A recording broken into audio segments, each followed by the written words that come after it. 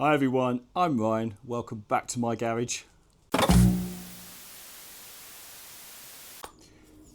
It's a Sunday morning. Weather's intermittent. 1 minute sunshine, next minute peeing down with rain. So what better time to try and do the final stage of the Superdream. I'm going to try and transfer the head from this engine to the one that's behind the camera. And I want to do it to the best of my ability. So I'm going to rehome the bores. I'm going to check the valves, and I can relap the valves if necessary. And I've got brand new gasket sets. Before I begin, first stage, I'm going to compression test those heads on that engine as is, because it was only thrown together quickly. Let's see what readings I've got, and let's try and determine whether it's any good or not, because I actually haven't got a clue whether it's low, high or indifferent. So let's get it tested, then start moving forward. Hey, look, first observation, I've just removed the spark plugs, and there's a difference in the colour between the left and the right. Now the one on the right, to me, doesn't look too bad. It's approximately the sort of coloration I think I'm aiming for. But the one on the left looks definitely darker, more sooty. So that immediately suggests to me that the mixture is not the same left to right. That's interesting. Right, okay, let me do the compression tests, see if that reveals anything. Okay, so starting with the left cylinder, the engine is absolutely stone cold. Haven't ran it in days. Standard airbox in place, carbs in place, both spark plugs removed, throttle wide open, and let's crank it.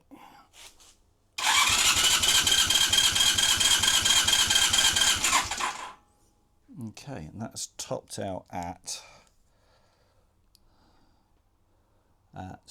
100 and just under 125, so about 123 psi, there or thereabouts. Yeah, 123. Okay. Right.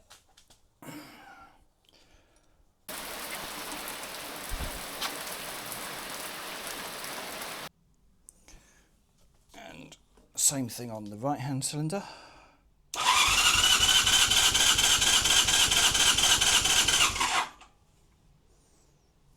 Very slightly lower, about sort of 121. Okay, so they're very similar, and between 120 and 125 each. Is that good? I don't know. Let me look in the book. Let's see if there's anything in the book that tells me what good is. But they're similar. That's good. I'm happy about that. So as is often the case, there appears to be different opinions on this. The Haynes manual did not answer my question on what compression I should expect. Quick AI look, because of course you trust everything AI comes back with, says here that anything above 120 psi is considered a decent, healthy reading. Okay, so I'm above 120. It also says it should be within 10% on each cylinder. I am, so I should be happy.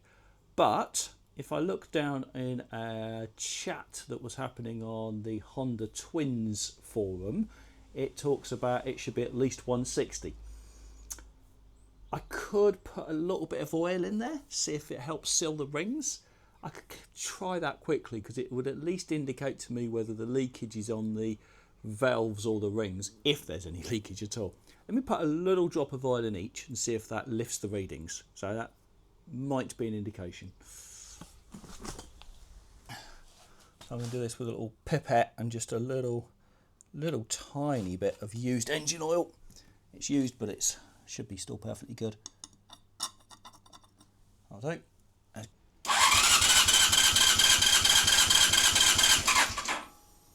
That raised the PSI by about 3 PSI.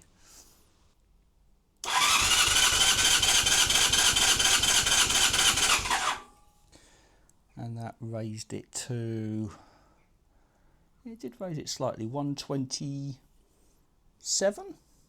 So similar increase of a about sort of 3 or 4 psi. So there might be very slight leakage on the pistons, on the rings, but that doesn't suggest there's a lot. I must say my gut feeling is that, 120 psi on both sides or thereabouts suggests to me that's about right. No doubt one of you will tell me, no, you should have at least 160, 170. I don't know. I really don't know. Regardless though, that was just a baseline, so I know where I'm beginning from.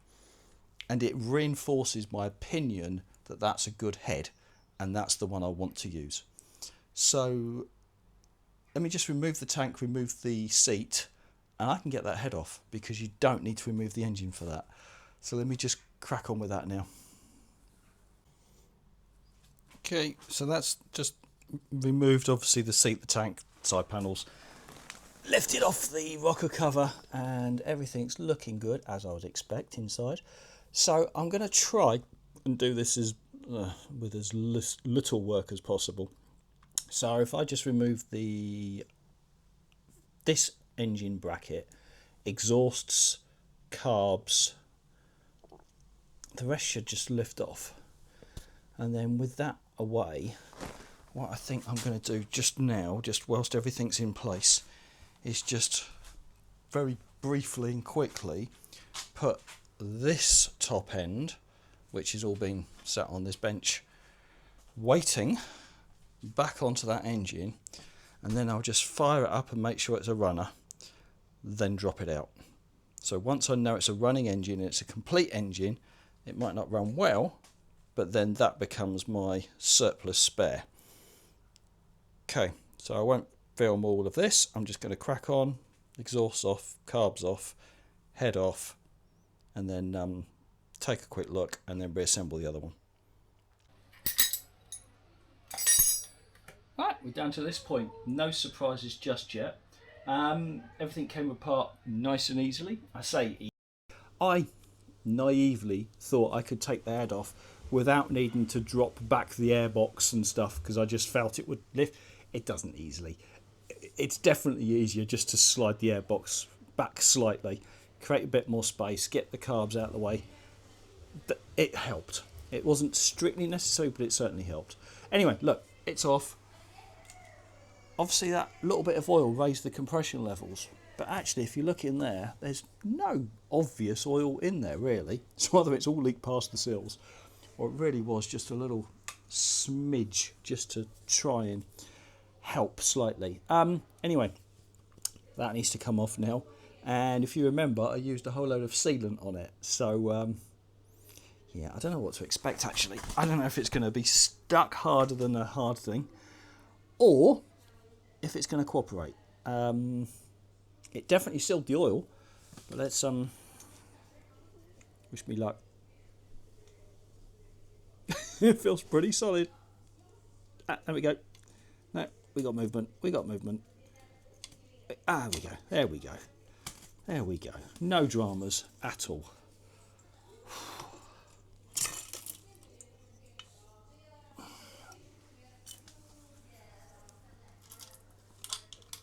And the gasket has remained on the case with just a little tiny bit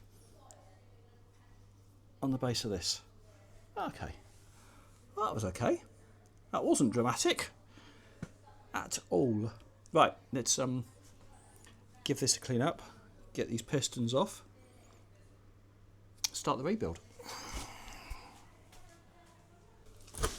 So before I go any further, I thought to myself, one thing I never checked before was the orientation of the piston rings. I checked they were there, I checked they were free, but I never made sure that they were not directly in line with each other. So I just, for the first time, because last time I was rushed, looked at the piston rings more carefully. And I've just noticed something.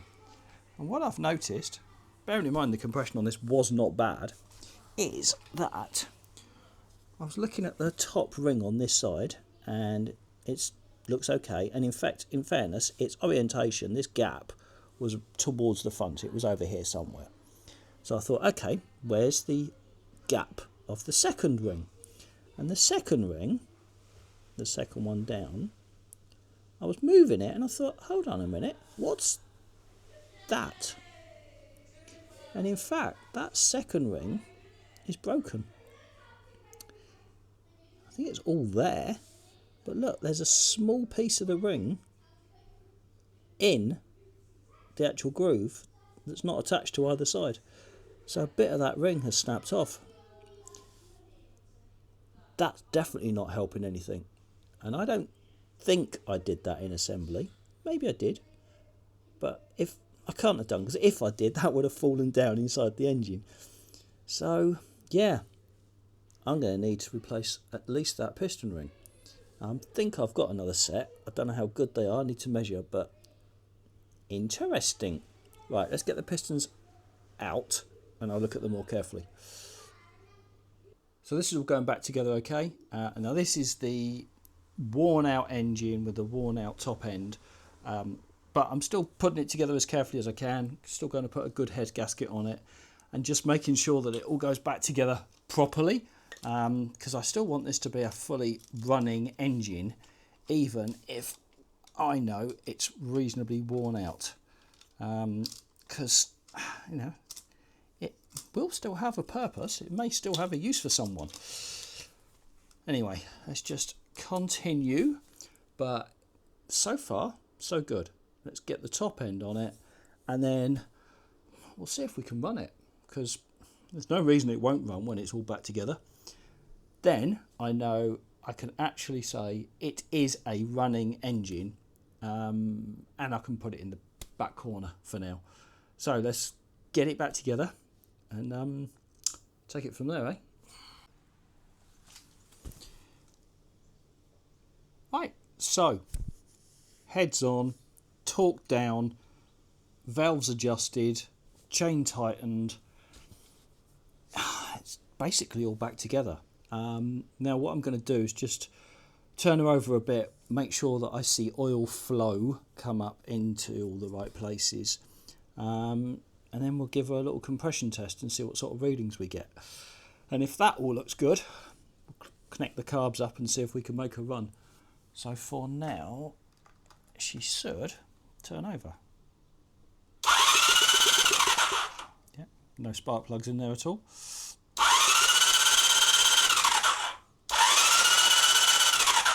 There we go.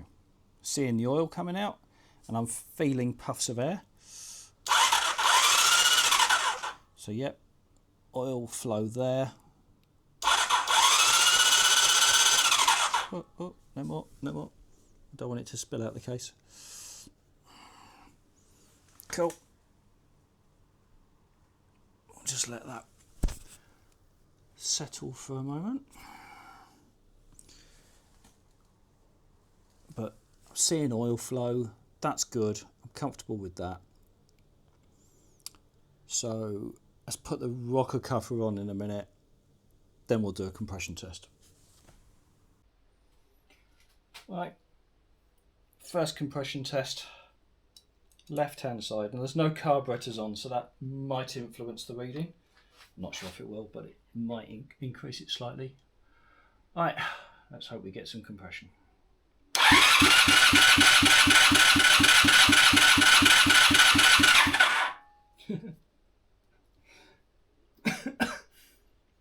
150 psi, higher than the ones that I thought were better. Okay. So there's definitely room for improvement on the others, and they're the ones that I was going to rehome, check the piston rings, check the valves. Okay, interesting. Interesting. Right, let's check the other side. Right, let's go for the left side now, or right side even.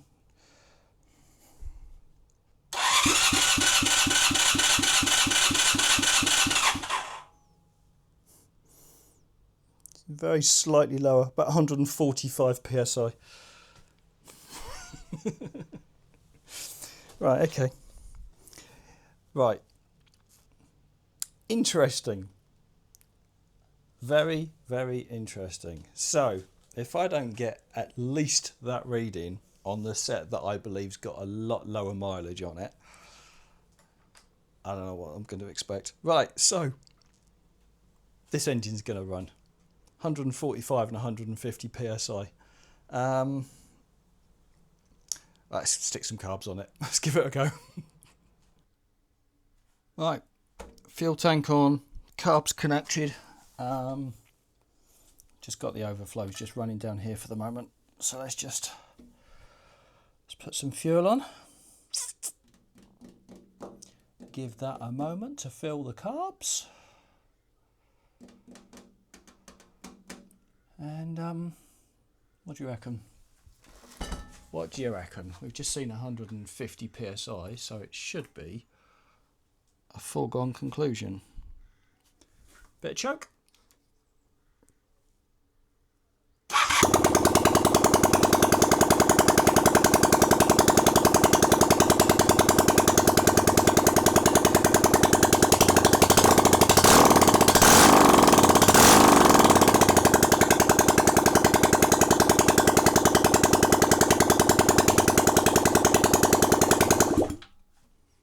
She ran.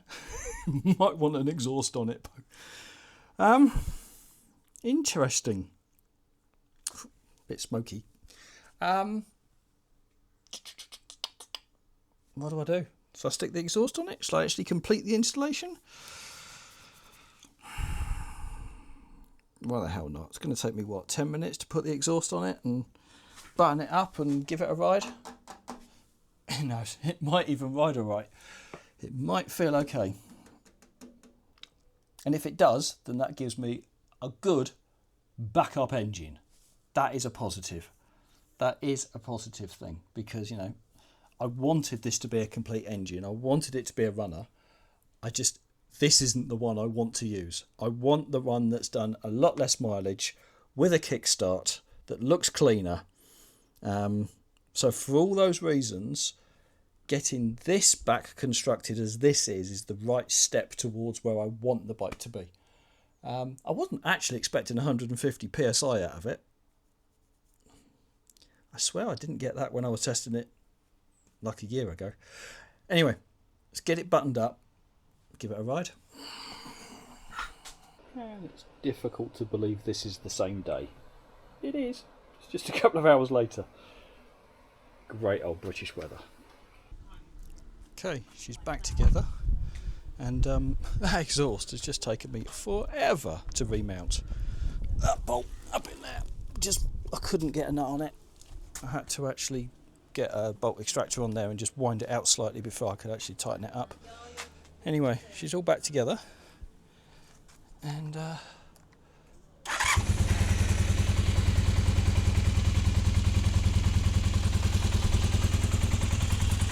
she is. So,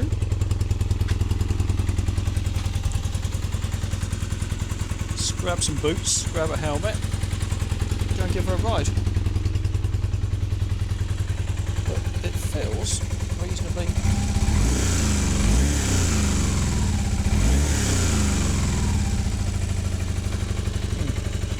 Right, we'll see. Right then. What do we reckon? Do you reckon it's going to get me on that couple of mile circuit? Yeah.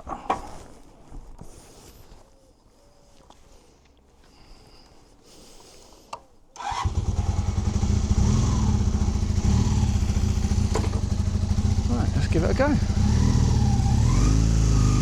Oh, she's pulled away.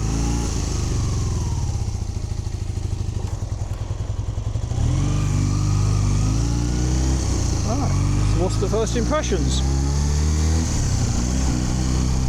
Feels okay so far. She feels like she wants to rev. So we'll take it easy to begin with. Let her warm up. It's okay. So do you know what's strange about this bike? It's the actual suspension on this feels more comfortable than my Transalp, which is somewhat surprising for a bike as old as it is. It just seems to work.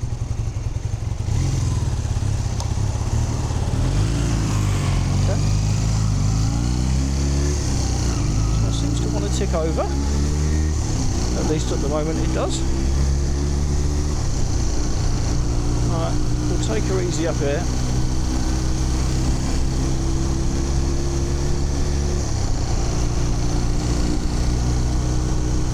Still in a 30 limit. Indicated speed is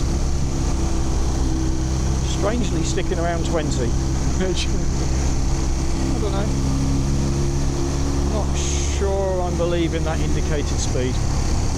I reckon I'm doing closer to 30 myself, so we won't trust that too much. Right.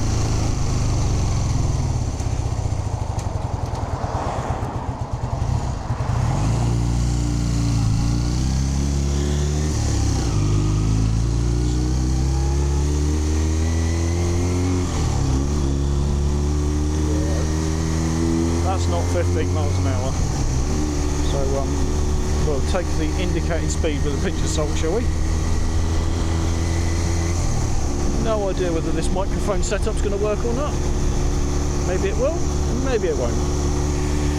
If it does, it'll be the first time I've actually managed to get some audio whilst riding. Okay. So it still reckons I'm at 20 miles an hour. Yeah, okay. The speedo, I'm confident, is not indicating correctly. Anyway, let's see if I slowly wind her up.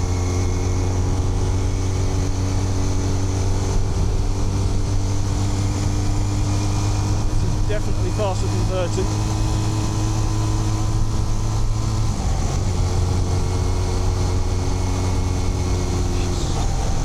She's singing along all right.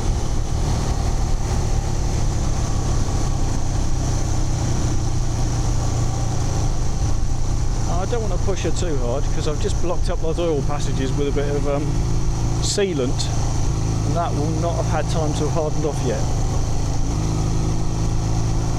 Could do without being stuck behind this car, quite honestly. Do you know what? There's an easy way of dealing with that. Not to stick behind it. And then we'll try a pull.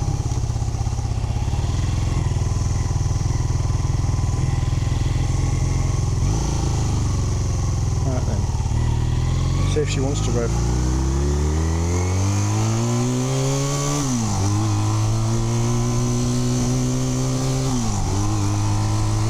Still holding back.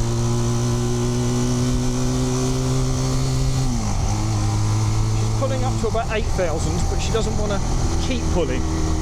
So what's holding it back at 8? Don't know.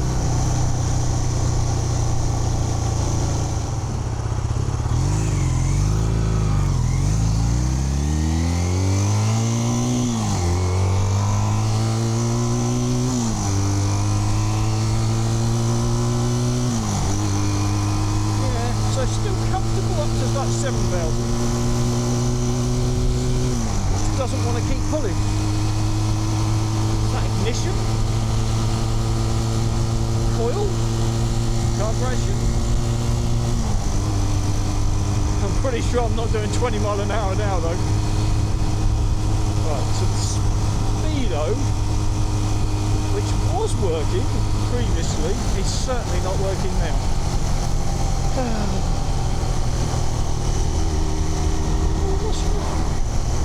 What's wrong with the damn speedo? The last time I rode this bike that was working perfectly and I've not touched it. The joys of an old motorcycle, hey? There you go, I'm down to 5 miles an hour at 4,000 revs. Speedo's just dying.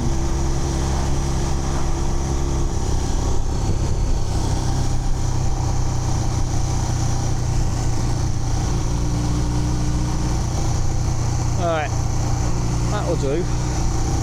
I'll take her on home and then we will inspect how catastrophic the oil leak is, because I haven't even I haven't let time for the sealant to harden or nothing.